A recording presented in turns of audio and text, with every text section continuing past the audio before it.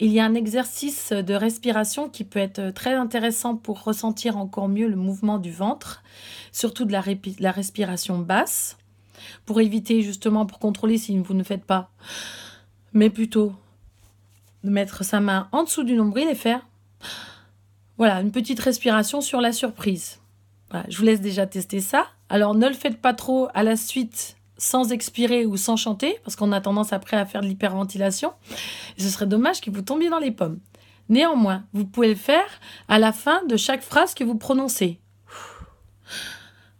Ça vous permet de prendre conscience déjà du geste et de déterminer quel est le mouvement. Voilà, c'est pas un mouvement très très ample, mais ça vous permet de vous débarrasser de l'air résiduel pour encore mieux, puisque vous vous êtes débarrassé de cet air, les muscles voilà, se sont plus contractés, vous êtes en fin de course, on va dire, presque. Et le fait de reprendre votre respiration basse, donc en dessous du nombril comme on a dit, vous ressentez plus le mouvement du ventre. Vous pouvez le faire en application, le mettre en application sur de nombreuses musiques. Moi, je vais le faire sur Si t'étais là de Louane, parce que voilà, c'est une musique qu'on travaille en ce moment.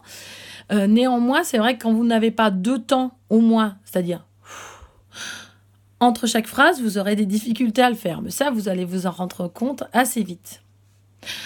Donc, avant de prononcer la première phrase, vous pouvez déjà le faire.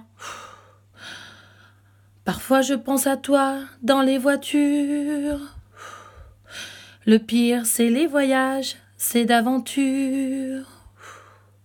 Une chanson fait revivre en souvenir. Les questions sans réponse, ça c'est le pire.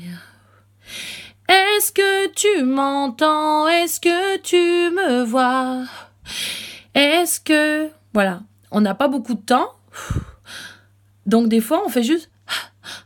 C'est suffisant. Est-ce que tu m'entends? Est-ce que tu me vois? Qu'est-ce que tu dirais, toi, si t'étais là? Est-ce que ce sont des signes que tu m'envoies?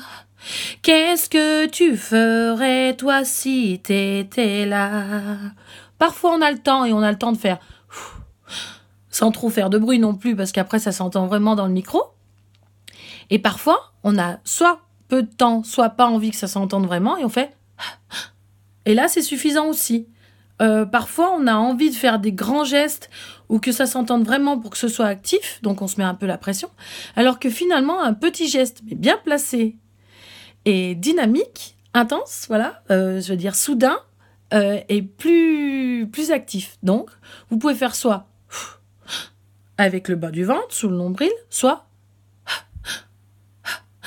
Voilà, vous le faites pas trop à la suite, comme on l'a dit, mais en fin de phrase, ou quand on a beaucoup de temps entre 2 phrases, on peut le faire 2 fois. C'est-à-dire, est-ce que tu m'entends? Est-ce que tu me vois?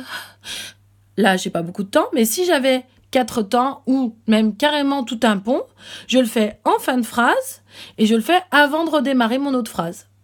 Bon exercice!